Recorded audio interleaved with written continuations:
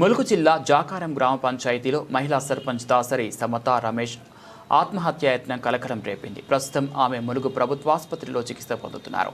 తనకు ప్రత్యేక ఛాంబర్ ఇవ్వకపోవడంతో పాటు గ్రామ అభివృద్ధి పనుల బిల్లులు చెల్లింపులు ఉప సర్పంచ్ అడ్డంకులు సృష్టిస్తున్నారని, మానసిక వేధింపుల కారణంగా ఈ చర్యకు పాల్పడ్డానని సర్పంచ్ ఆరోపించారు. మహిళల రక్షణపై ప్రభుత్వం చెప్పే మాటలు అమలులో కల్పించడం లేదని ఆమె ఆవేదన వ్యక్తం చేశారు. బొట్ల కార్తీక్ వలన నాకు చాలా వేధింపులు అవ్వడం వల్ల నేను ఈ మందు తాగవలసి వచ్చింది. నాకు అట్లాంటివి రాకుండా జరగాలని చూసుకోండి.